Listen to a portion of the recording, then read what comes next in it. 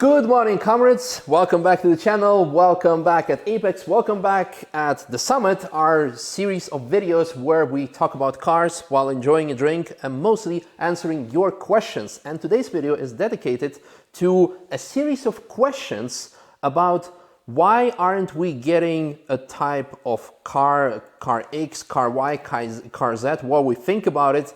And we're gonna answer why we are actually not getting it. And maybe some of you have asked a question in one of the videos, what do you think about this car? Why aren't you not getting it as a taxi? And we answered with a comment as a link to this video to explain it to you. So, to get things started, we have to distinguish about the types of cars that we have at Apex. First of all, we have the rental cars. The rental cars, yeah. We have the taxis. So, a lot of people ask like, hey, if you don't get a taxi license for X amount of years or whatever, whatnot, are you still going to be able to operate? Somebody even asked, if you don't get the taxi license, do you have to change the name of the company? Yes, that's a The company very is good one. titled Apex Nürburg. Yes, the only reason why we have Apex Taxi on our jacket, because pre-corona times, the Nürburgring car park was open, the main car park, and we would be situated there, and people would see the cars and personnel, team And they would involved to it. put A and B together. And They would see, okay, Apex Taxi, I need to talk to these people. So that's something from the old days. So Apex Taxi is just a sub-brand, so to say, of Apex Nürburg. But anyhow, we have rental cars, we have taxis, and also, of course, we have also private fleet. So you have the McLarens and basically everything is a private fleet at the end of the day. Ultimately, yeah. Yes. Yeah. I have the ring tractor, and that's about it. That's his private fleet. I have a great bike. A great bike. Yeah, and I have something else coming, but we'll get to that later on. But exciting, huh? Yeah, very much so. So these three things that we need to distinguish about. So let's start with the rental fleet. And what we need to know, to understand, is that here at Apex, of course, we want to share the passion with all of you guys for the track, for the cars. And of course, we would love to have every single car in the world that just like in Gran Turismo or like Forza Motorsport. I know, but because you already have difficulty with driving 5 cars that you own. Exactly. Yeah. But we would want to give people opportunity to drive every single car in the world that there is, because at the end of the day, every single car is great for a particular reason. It's like the best hot hatch or the best like supercar or whatnot, or just because it was your dream car or was the first car you drove. Maybe you want to drive a shitbox. There is a reason of driving every single car. Of course, we would want that. And a shitbox is a big one that's asked about. Exactly. So we're going to get, maybe we can start with that. Let's start with the shitbox. Let's start with the shitbox. Why don't we have anything affordable? And by calling, I'm not going to call like every single classic car a shitbox, but okay, some people say like, okay, why don't you have just like an old E36 or even E30 320, which is going to be very cheap to run and cheap in purchasing costs that people can like by paying 12 laps, you're already going to get twice the value of the car out. I think why don't we have it? I think it would be a very interesting concept.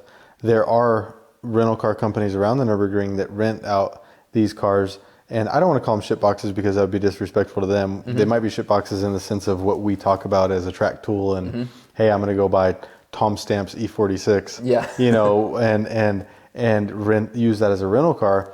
I do want to say that people should not be thinking, because I brought up an example of the E36 as a shitbox, that we're referring to our friends Ring Freaks as shitbox rentals. Oh no, I think their cars are actually really cool. The way they're they build badass. them. They're amazing. I was considering of running them in RCN before I started my racing career. So just getting that out of the way. But I think it's actually, we can use them as a good example. They have these cars that are very well built. They're very exciting to drive, but they're also very easy to crash.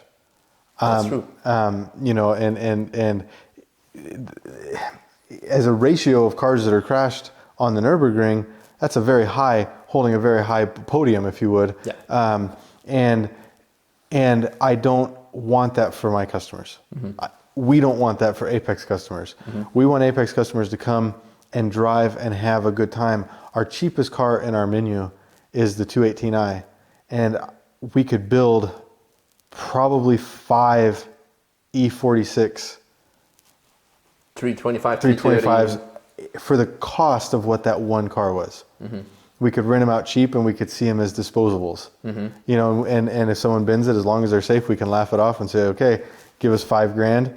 Let's get the next one fired up. You know, that's not what we want to do. Mm-hmm. You know, that's not what we want to do. And obviously by the time you prep the car and you do suspension, you put the cages in it, you do all that, you've got much more than that in it. But my point is that for me, when I look at this business model, okay, you have drivers, you have true driving enthusiasts, and you have people that say, I want to check the Nürburgring off. Yeah. The people that come and say, I want to check the Nürburgring off, something like the 218, something like a Polo GTI is the perfect car. Yeah. They get to come out, they get to try this car out. They're safe. They're safe, they have fun, and they get it, right? But then you go to what we have is the GT86. If you've got somebody that's a true driver and wants excitement, you now have the GT86, which is a car that gives everything plus more of what an E36, E46 gives, but it also provides safety. It's a modern chassis. It's got crumple zones. It's got all these things going for it that makes the car truly safe and reliable. So for me, I find the GT86, again, we could build 4, 5, 6, 7 E36s, E46s, or old Golfs, or whatever we want to consider this category of the affordable car. We could build many of those.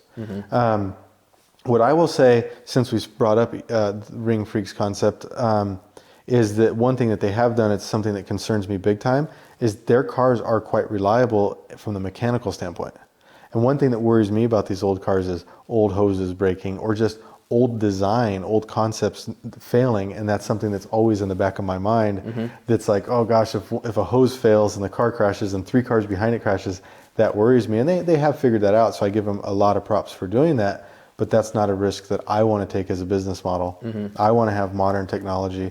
I want to have modern cars. I want to know that you guys go out, and I'm not worried about an old water pump bracket or spilling coolant and people crashing over it, etc. And these are things in the back of my mind. So we had a concept of buying, I believe it was Daniel's old, what did he have? It was a Subaru Justy? Yeah, Justy. We were going to buy a Justy, and it was going to be a Shitbox cheap rental. And at the end of it, I just sat down and I thought, and I said, you know what? I have a bad conscience sending people out in something like that because I don't want somebody to crash. I don't want them to be in a tin can when it does crash. I don't want something to break and have it crash. I don't want someone to send it, take full curb at Wipperman, and the suspension be, back at Hoogten, the car at Brunchen. And that's why I don't see us ever going to this class of car, where we're saying, okay, we're doing a really cheap car. We tried the Clios. Yeah. I wasn't happy with how that turned out. No. I wasn't happy with some people asked, why are the Clios? Both are in different walls. Yeah, both are in different walls, and one hit multiple walls. Yeah, exactly. And it's just something that I look at, and I want cars that are safe to drive, fun to drive, and reliable for us and the customer. And that's really what a big basis for our decision making on the rental fleet is. Yeah, so that's what it comes to shitboxes. I mean, me, it's Ring Tractor. I enjoy just driving in shitbox and converting to something great and like going through all the journey with it. And at the end of the day, I'm also like, holy shit, I could have spent all that money for like a new car. This is the guy that towed his shitbox. Yeah. To get his DMSB license, right? Yeah. Yeah, exactly. Back he was like, King Shitbox. I'm putting my shitbox on a trailer. Yeah. And I'm towing it with another shitbox. Yeah. That was like 5 years ago. Exactly. So I do see the fun of it, but from business perspective, as Robert mentioned, there's lots of like downsides or concerns in our case why we would not do it. Although as much as we appreciate the thought of just like screwing around and having fun with it and whatnot. Now, moving on, still staying with the rental fleet. But when it comes to rental fleet, you have to understand we have various types of categories / divisions. So first of all, of course, it goes by price. So from something from very affordable towards something more luxurious, more premium, like again, going from 218 towards a Porsche. But you can also categorize the rental fleet in the segments, like you have with every car type. So we have the hot hatch, which is the Cupra in this case. You can consider the Polo also a hot hatch. I consider the Polo hot hatch. It is a hot hatch of a different type of, again, these hot hatches go into 2 divisions. So the Polo, you would have then the direct competitor would be the Fiesta ST. Right. Many people are asking, why are you not getting a Fiesta ST? The same goes to the Cupra, which is a direct competitor of Civic Type R, Megane R.S, Golf R, Golf GTI, Hyundai i30N. All of these cars are the direct competitor of that car because they have roughly the same horsepower, 270 to 300 something horsepower. They're all front-wheel drive, turbocharged, all these things. And the question is then, why don't you have that car? The reason is very simple, because we already have an alternative. In the case of the... Yeah, well, for me, it's that we have an alternative, but it's an alternative that we thought out in great detail. Yes. We went to the Geneva Motor Show, and something you guys don't know is I was Misha's cameraman. Yeah. And I was his cameraman for the release of the new Fiesta ST. Correct. Which is the three-cylinder, 200 horsepower, the current one. And at the 2017 Geneva Motor Show, we said, do we need to get a Fiesta ST? And we ultimately decided on Polo GTIs. Yes. And there were many reasons why we did that. One of the biggest one was, in my opinion, driving pleasure. Yeah. I love driving the Polo. I think it's a great car. I think it's a safe car. I think it's a car that I've got now about 6,000 laps on the Nürburgring. I will gladly take out in its exact form that we rented out and throw it around and have an absolute blast. And I'll get out of it and hand the keys to a first timer, and he'll come back and say, that was awesome. Yes. And I love that about that car.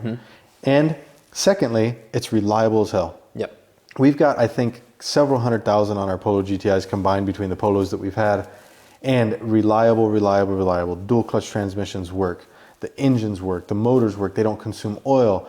They don't break. All we're doing is changing wheel bearings and bushings. And those are the main things. Obviously, brake pads, brake discs, all this stuff. But we're not tearing through components. These cars are reliable. And when we need them, we're in Germany. I need Volkswagen parts. 2 kilometers that way, 4 kilometers that way, 3 kilometers that way. We can get every Volkswagen part we want if we need it in a short notice, and it makes it reliable for you guys to know that the car is going to be ready. It makes it reliable for us to know that we can leave the car always on track, and it serves a broad range of drivers who can have an absolute blast with it. Yeah, absolutely. So, as mentioned, we're not saying that the other cars are not reliable, like in case of the Focus or Fiesta ST or Focus ST or the i30N or whatnot. But we did like a very deep research, and we found out that this suits our needs the best. Yeah. But we're not saying that the other cars are not great from the start. And maybe potentially, if you throw maybe a bit more money at them than we have now invested in our cars with the Cupra that we're building right now, they could be at some point even better. Yeah, I think if you say, okay, our Cupra, which we're putting a full cage in and beautiful suspension from JRZ and all these different things, if you do that to a Megane, what's going to be the better car? I don't know. Nobody knows. Nobody knows.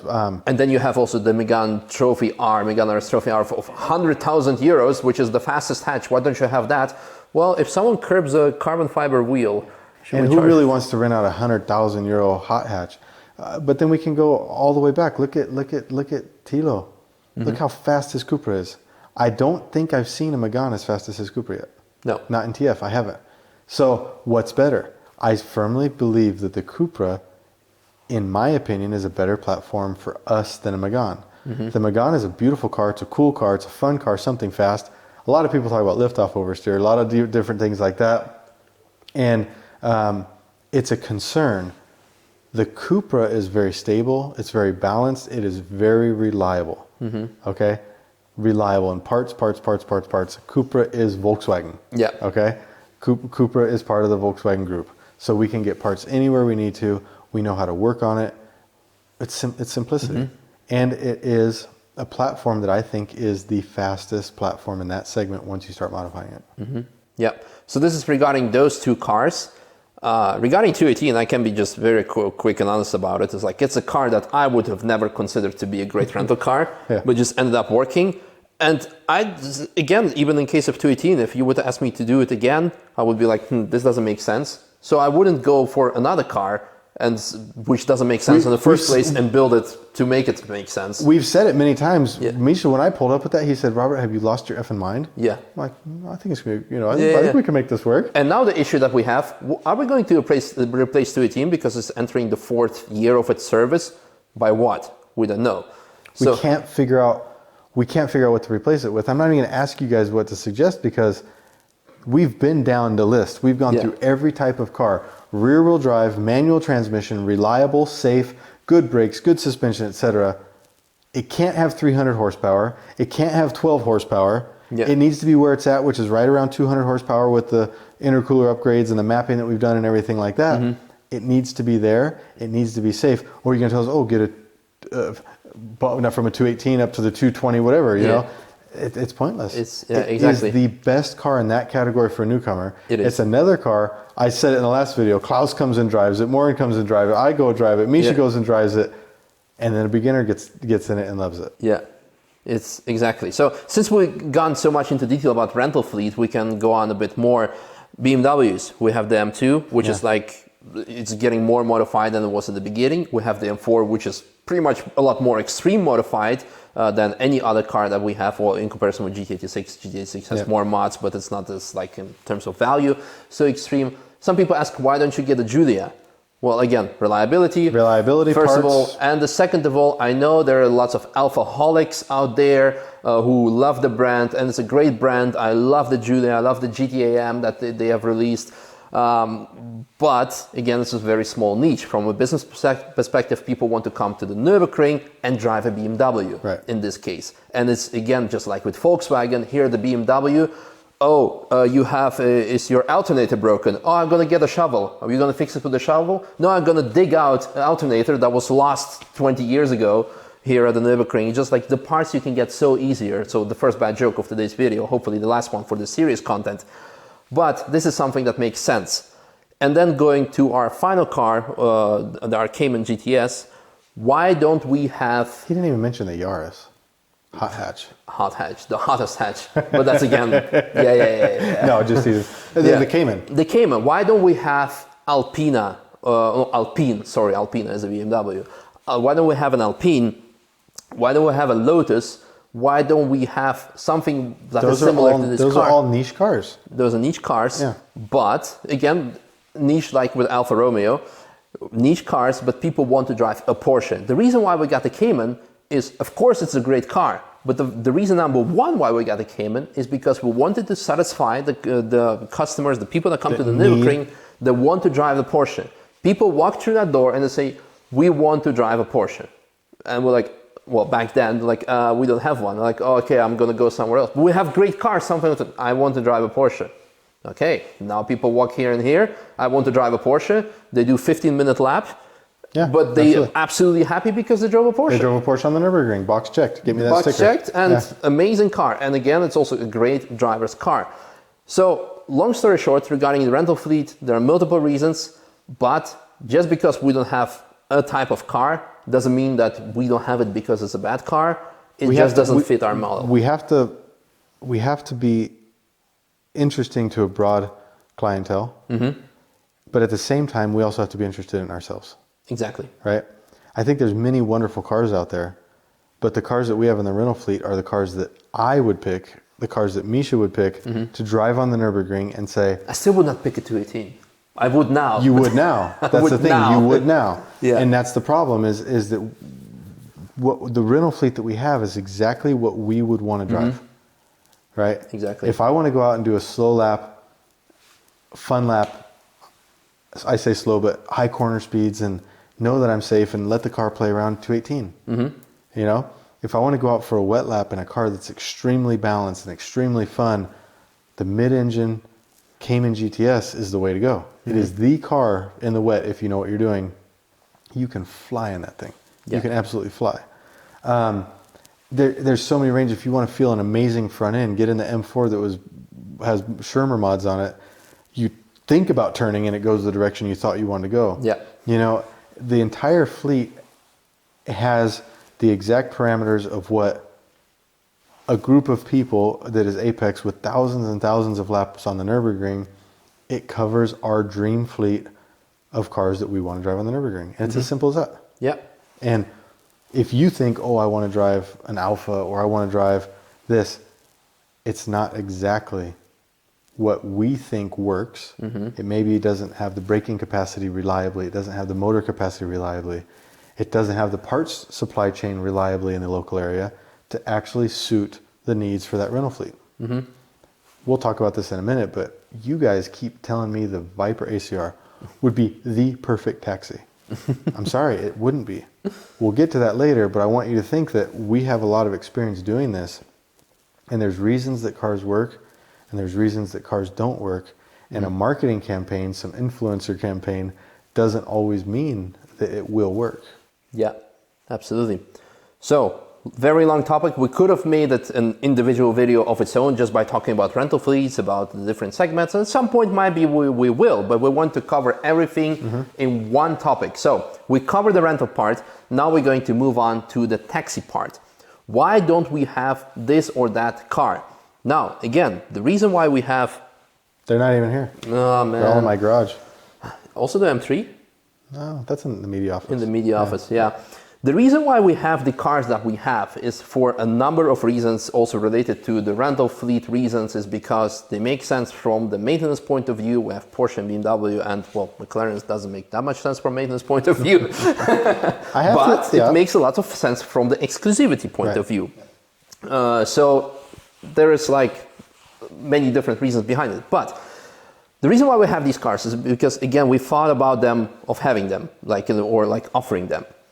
But we get many questions asked, why don't you get, again, something cheaper? Not necessarily Shitbox, but maybe why People don't you... have said, why don't you run a car for 99 euro a lap? Exactly. Like the recent question was, why don't you get a Mini Cooper as a taxi? Or a Hyundai, well, because Hyundai is probably going to be running taxi next year themselves. Or why don't you get, again, something affordable for like 99 euros, 149 euros?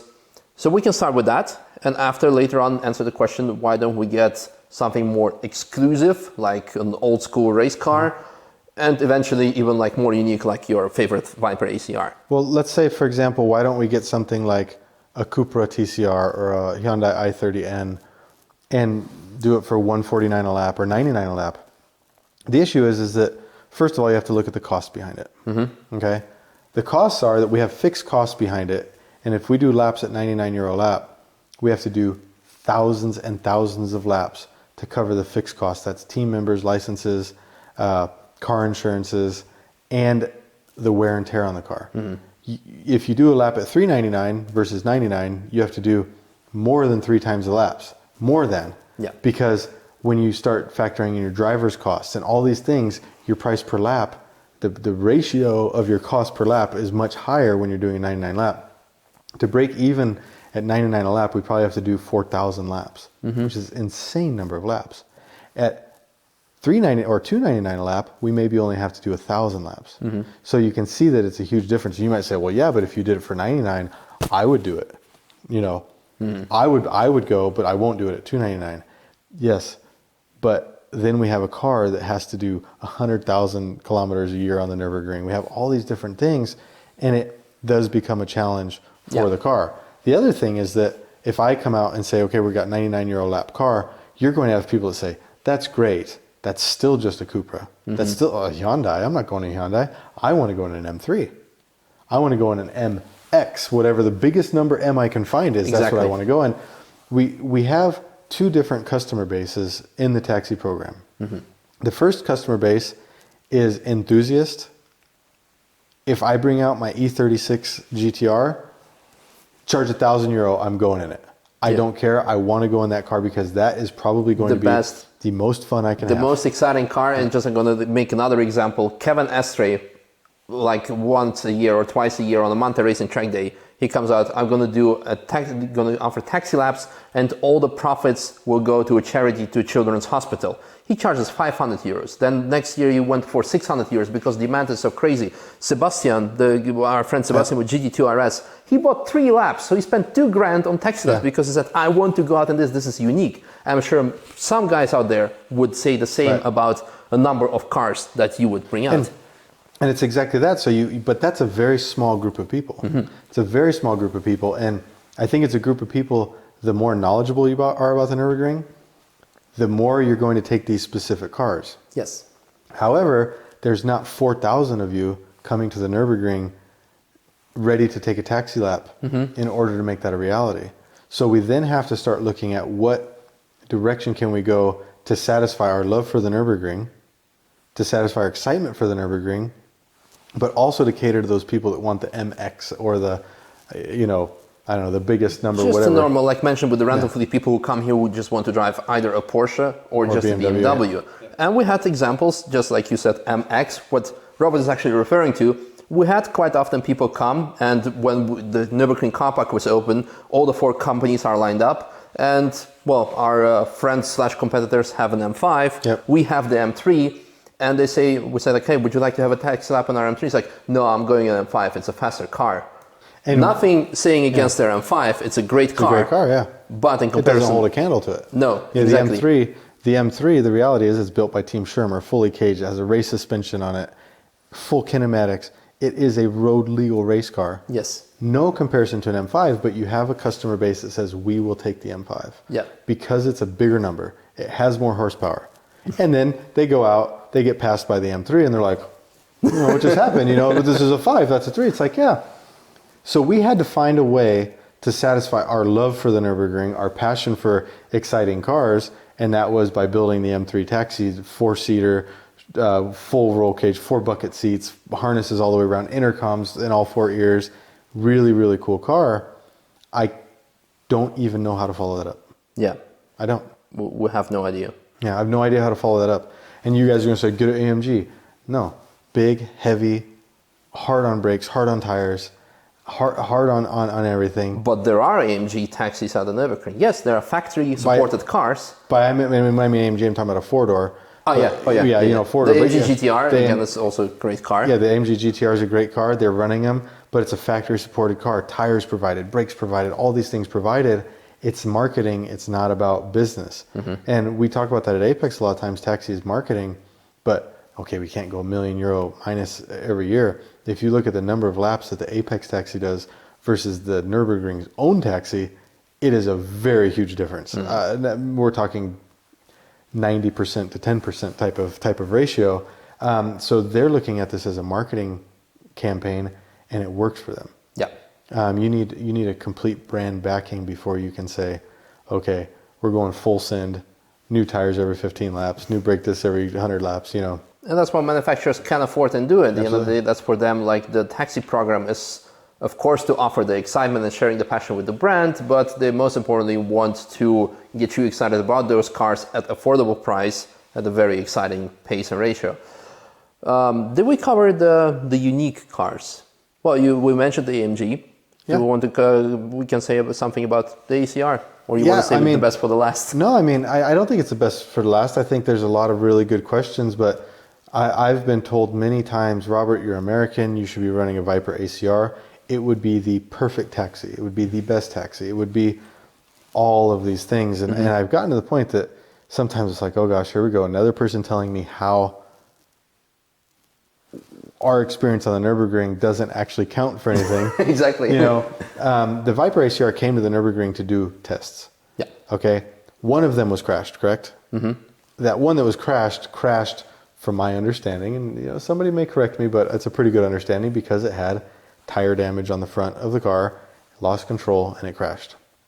During those tests, they were constantly changing out front tires, overheating front tires. It was the biggest problem. You went down to the place where they were housing the cars. It was a front tire dinosaur junkyard. Okay? It was a hot mess of 25 profile. I can't remember the exact size. It was ridiculous. Non-existent sidewall. Yeah, non-existent sidewall. It was like this, okay? They made their front wheel so big, they made their brake package so big that you couldn't make the front wheel smaller and you couldn't make the front wheel bigger because then it would rub the inner fender well. They had to run a 25 profile sidewall on this car. It was basically like we would run on the lowriders back in the day, you know, rubber bands. Yep. And the tire was failing. The tire was overheating and it was failing. And that was ultimately, like I said, the car had a blowout. And that was ultimately the end of the testing for that car. They ended up getting down to 7:01 full lap. Okay. Sure, it's probably emotional. It's probably exciting. It's a great achievement for the team, especially since it was a private team who were like GoFundMe, sponsored by all the enthusiasts. So thank you very much. A lot of owners, I think, got together and pitched money in. Yeah, so thank you very much for this amazing show and like the performance of everyone who has contributed. But it is not as far as I'm concerned, by any circumstance, a Nürburgring car. It is not a Nürburgring car. If it was a Nürburgring car, you would see far more of them here. What's a Nürburgring car? I'm going to point to the lift, but it's not on there. The GT2 RSMR. It's always on that lift right there. We're in winter mode. Today it's also at your house. Yeah, the GT2 RSMR is a Nürburgring car. GT3 RS is a Nürburgring car. I hope, I'm excited to see if the AMG GT Black Series becomes a Nürburgring car in this category. And the reason why we hope to see it, of course, many of you are going to say like, oh, it is the fastest car. It's also, well, if it's the fastest car, it's also faster than the GT2 RSMR. No, again, the Black Series is the fastest street production car. The GT2 RS is the fastest street legal car. Yep. But there's also lots of ifs and buts. The question is, what will happen with the Black Series on the long term when it goes for more than just 10 record laps? How the brakes hold up? Is it not going to be overheated? Will the engine hold up? Etc. Etc. Well, the speakers of the sound. Well, the speakers that make the motor sound, will they eventually fail? Yes. And then you lose your exhaust sound. That could be lose your interest. Yes. So there are many questions about that when it comes to taxi. And finally, as mentioned in the intro, that some people go the other way of the extreme of not the modern cars, but something classic. Why don't you run the E30 DTM car? Nobody cares. Honestly, this is like the Hyundai i30N or TCR spec Cupra. Yeah. Not enough people care. Yes. My understanding is there was a company, a very respected race team that wanted to get a taxi license, and their business model was going to be to run old race cars. And the DTM. I believe it would have been absolutely badass from my perspective. It would have been badass from Misha's perspective. I would have probably paid like 5 laps a year if they said 500 euros. I said, here you go, $2,500. I'm just going to I'm going to enjoy myself because this is what I want. Again, because this is something unique that me as a petrolhead want to experience. Right. And the issue is that that's going to be a very niche market. If somebody comes here, I'm not driving in an old Mercedes on the Nürburgring. It'll probably be the best experience of your life. Yeah. But I'm not doing it. Because I want to drive in a brand new, who knows what, McLaren. Yes. And so this is something that people have that eye of top brand, top price, this must be the best. And they might lose out on an experience. We had people we run the M4 VLN, which I don't know if you can see, it's in the back corner. We ran that as a taxi. The 720S broke. And people were like, oh, I don't want to go in an M4. I booked a 720. And I started saying, how about this? Let's make a deal. You get in that M4, you do a lap. If you come out here and if you get out of that car and you're not smiling, I'll give you your money back. The people who did that could have been dishonest and said, I hated it. Not one person did. Yeah. Everybody got out and said, oh my gosh, that was unbelievable. I cannot believe that I looked down on this car.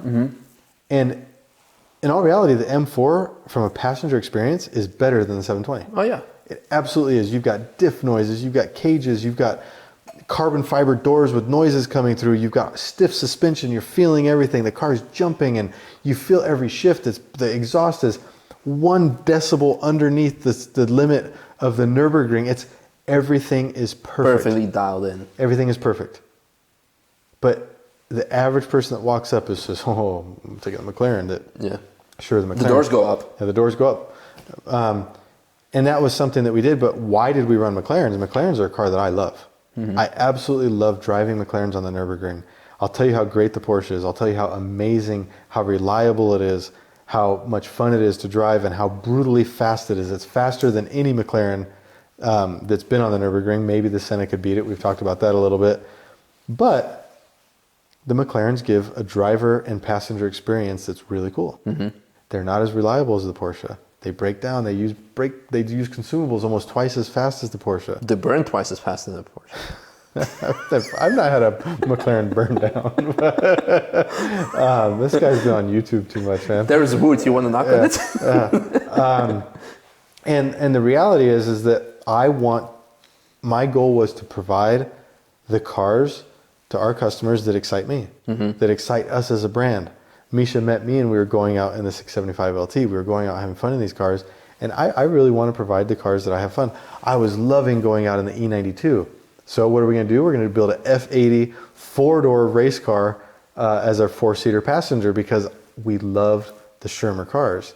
And so I think part of it has to be finding that balance for the walk-in customer, but also giving that passion. You know, and I said, I said that one of the first things we did when we made a video about taxi, if I was smart, I'd buy a Porsche. And that's what we did eventually. So we did eventually, but it had to be the GT2. It had to be GT2 RS MR.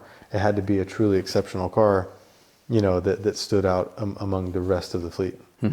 Yeah. So again, just like with the rental fleet, it has a number of reasons that are very well thought of based on our experience of many years at the Nürburgring and running taxis, running different cars, knowing the customer base, the majority of customer base. But again, this does not mean that a certain car will not be exciting for whichever reason, but there's a reason why we don't have it in the first place. And I guess this concludes our two segments that we offer from business perspective. And I think we can throw in the last one, our private cars. No, actually, one more, actually. I want to go back to the taxi because a couple of people have asked, why don't you, well, if you want to offer the premium experience, why don't you offer the completely opposite of a shitbox experience? Why don't you have a hypercar as a taxi? Yeah, because you're going to destroy any hypercar. People tell me, I say what my ultimate car is. I said in a Rimac C2? Yeah, Rimac C2, that's it. Yeah. You know, I said, what would my ultimate car be? It would be lightweight, high revving natural aspirated motor, simplicity, easy to work on, blah, blah, blah. Well, Robert, you just said a Gordon Murray T50. Yeah. This is exactly what you need for the Nürburgring. The hell are you guys talking about? What the hell am I going to do with a Gordon Murray T50 on the Nürburgring other than absolutely destroy it? Might as well bring a Pagani Huayra out. Yeah. You will destroy those cars on the Nürburgring. They're fantastic cars. They're amazing cars. I would love to drive one. Yeah. I would love to drive a T50. I would love to review it or look at it or, you know, go drive it up and down the street. I would love to. It is not a car for the Nürburgring. No ifs, ands, or buts about it. Let's start with the ride height alone. Yeah. You need something like a Dallara Stradale with a high revving natural aspirated motor. You know what I mean? You need something like that. Easy to work on. The Stradale has a turbocharged motor, but you need a Stradale with naturally aspirated motor because before people are going to say, hey, Stradale. It doesn't have it, yeah. That's what I would want. You know, something like that they designed that car so that when you crash it, you can easily change the body panels. That was their thought process. Gordon Murray didn't think about me backing that bad boy into Brunchen wall when I spin it and blowing up my fan. Yeah. Well, you're going to have so many fans at Brunchen cheering for you, you can take one of them or replace. I mean, when the wind comes through Kesselchen and blows a stick on the track and it gets wedged in my fan, that's not going to be good. The reality is that the Gordon Murray T50 is an amazing piece of engineering, an unreal car, and something I would love to do one lap of the Nürburgring or maybe 5 laps. It is not a car that I think will do 2,000 laps of the Nürburgring back to back to back and hold up. It's just not. The Senna is a car, again, we did this video of the first Summit. Yeah. In my garage where I said, look, we would destroy that car. We would absolutely decimate a Senna. I don't think, other than Shmi, and Tim, I'm sorry if I jinx you here, man. Other than Shmi, the last 2 trips that he's made, before that, the 10 previous outings of a Senna to the Nürburgring did not leave under its own power. Yeah. Or if they did, they got off the track under full limp mode and had to spend the night in the barn, and then 10 restarts later, they drove off. They left with blown coolant hoses, with limp modes, with suspension sensors busted off, with things that were just completely unnecessary. And it's sad. Yeah. Because the Senna is a car that should have been absolutely stunning and absolutely amazing. I've got a friend in the United States, he's tracking his, and he seems to be having pretty good luck with it. But a lot of these smooth GP tracks in the US are nothing compared to what the Nürburgring does. Yeah. We've had many people come here and say, wow, I was not expecting this. Yeah. It's a completely different world, a completely different element. And so a hypercar is something that really might be neat for 1 or 2 laps on the Nürburgring, but I hate to say it, they're not going to hold up in the same way. Yep. You know? And then, of course, there's also the price level, is that you're going to lower your target audience far more, because what do you have to ask for a Senna, or a Senna, or even go crazier, like Koenigsegg, like a Jesko? Yeah, that would be awesome, but like what, 2,000 per lap? What's the 4-seater, the Gemera? The Gemera, yeah. I would totally taxi that. Yeah. JWW. Christian, if you want to send us one this way, I'll taxi the hell out of it. If you want to do like a brand deal. I'm still looking for brand deals. Haven't locked down a shoe deal yet, but if you want to send me a Camaro, let's do this. Right. So again, another reason why we wouldn't have a hypercar as a taxi. So now ultimately, let's move on to why wouldn't you have all the cars in the world as your private car? I don't want all the cars in the world. I'm in a position where I'm very fortunate that I could buy more cars, but my reality is I want less cars. I was ready to sell this car right here. You guys are gonna laugh at me. The E92, the car I said I don't ever want to sell. I was mentally ready to sell this car. And the only reason I was mentally ready to sell that car is because it's been at Atomic for the entire season. I've not driven it. And I was like, yeah, I'm not using it. I don't care because I'm not a car collector. So I haven't seen this car since I went to Atomic last and I did a video in front of it talking about it. It might have been in May. I haven't even seen it since. We can go for more extreme, the M4 VLAN taxi that the taxi have. Last time you drove it was April last year or something. April of 2019. But the thing with this car, my point is I walked in the barn today and I saw it and I said, damn, that's a good looking car. I think I need to keep that. Yeah. You know? And so if I'm telling you I'm not a car collector, but I can look at that thing and be like, damn, that's shit hot, you know? Yeah. That's a cool car. It would be a shame to let it go. But I'm not using it. And so I'm in this struggle of I don't use the car. I had my mind made up, I might sell this. And then I walked in and all I had to do was look at it and say, I'm out of my mind. Basically the Pista story all over again. Pista story all over again. Yeah. But I love driving this. The alignment works. Not saying that you didn't love the Pista. I did love the Pista. I really did. I miss it. That's why I'm working on a Lusso now. Same paint color as the Pista, same interior color as the Pista, same interior accent yellow as the Pista. So I'm like doing the 4-seater Pista. But we could get many different cars, but there's also has to be a certain limit. There has to be a certain limit to how many cars I want to have. I want to actually be able to enjoy the cars. I want to be able to drive them. I drove the GT2 on a 2,400 kilometer road trip recently. I had a lot of fun with it. It was really, really cool to take and experience the Manthey-Racing kit in the exact trim that the car can go out and do a record lap on. I drove it 2,400 kilometers on a road trip through Europe, and that was pretty badass. It was pretty neat, and that was special. I can't do that with the McLaren. The 620R, the 675, both 675s are too loud. You can't talk on the phone. You can't do anything. With the GT2, you hit the exhaust button, it goes quiet. I can make a phone call through Bluetooth. It works really well. And that was really cool. But why don't I get X, Y, Z? I just don't want them. I already have too many McLarens. I want to sell some McLarens. I just don't know which ones. Right? I want to be able to focus on this year, the 620R. I had so much fun with the 620R. I've done 4 alignments on the car. Tweak this, tweak that, go back to Manthey-Racing, bug them. Okay, we want to just tweak this a little bit, you know. And that's when you truly get to have fun with a car. When you get to experience it, when you get to sit down with it and you get to start making changes to it to make it your own. I let the Pista sit for almost a year because I was annoyed with it.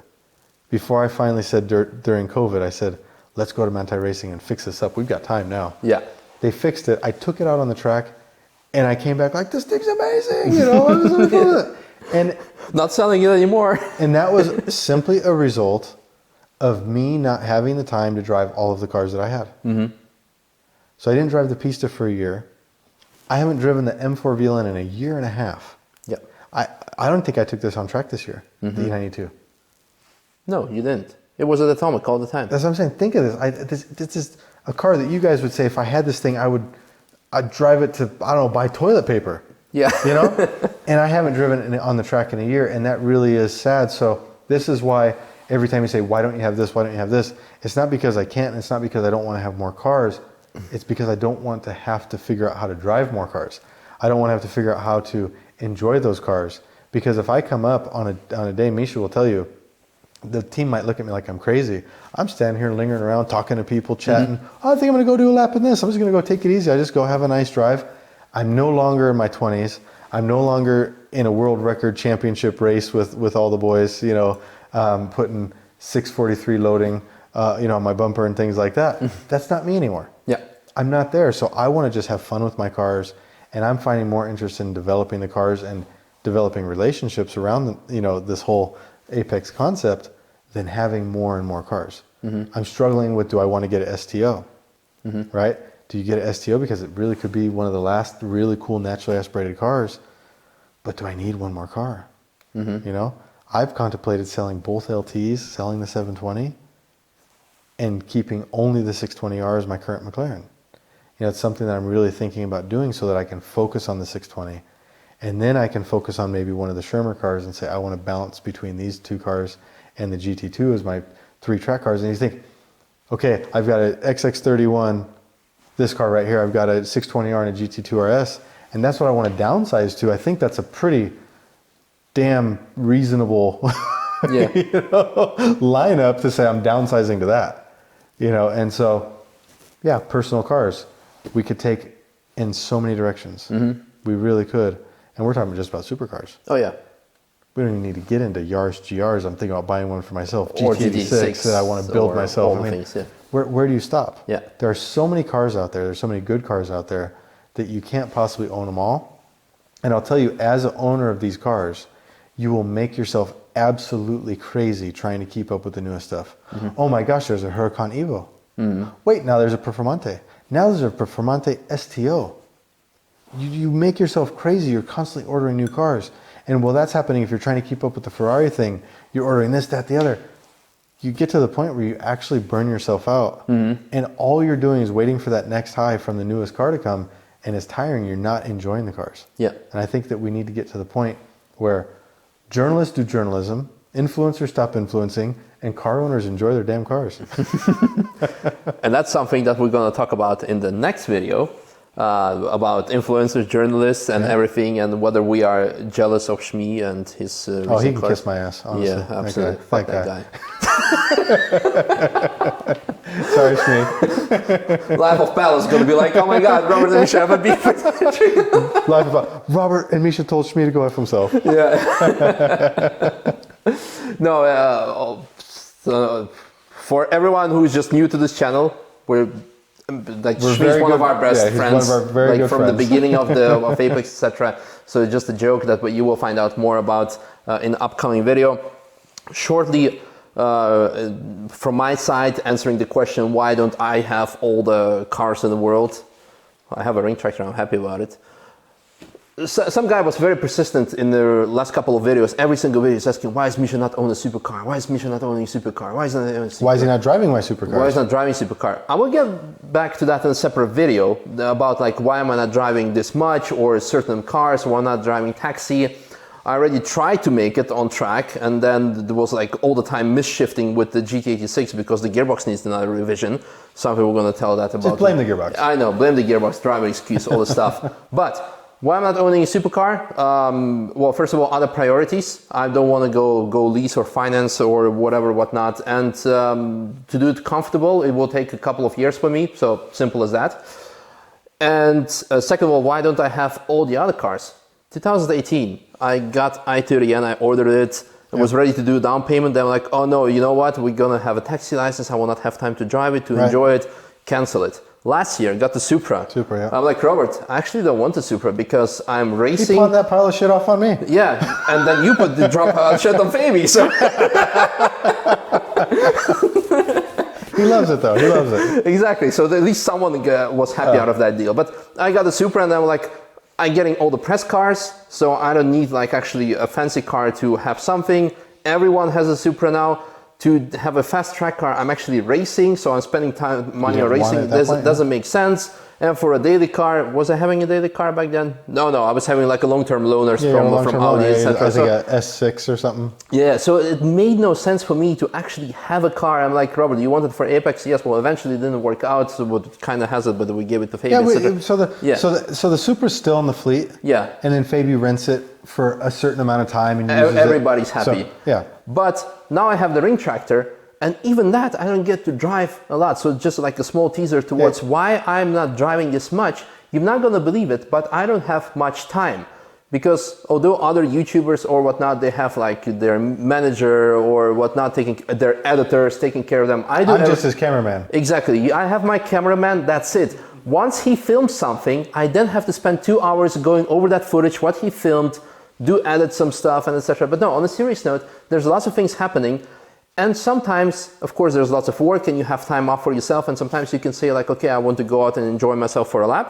But sometimes in your case, you want to just hang out with customers. Yep, and exactly. for me, in my case, I want to, at the end of the day, I want to go on my couch and watch World War II in color on Netflix. But another thing a lot of people don't understand is that Misha actually really enjoys instructing. Yes. Misha loves getting in the car with passengers. And one thing when he was at Rimac, he said, Robert, I just miss instructing and coaching people and sharing the Nürburgring with them, and that takes a lot of time as well. Yeah, and this was one of the reasons, again, I don't want to spoil my video about why I'm not driving all the cars. This was the reason about when I stopped driving the taxi. I drove the taxi in the beginning. I said, Robert, I'm getting too tired and I don't get time to make vlogs, talk to people, instruct people, things that I enjoy a lot more.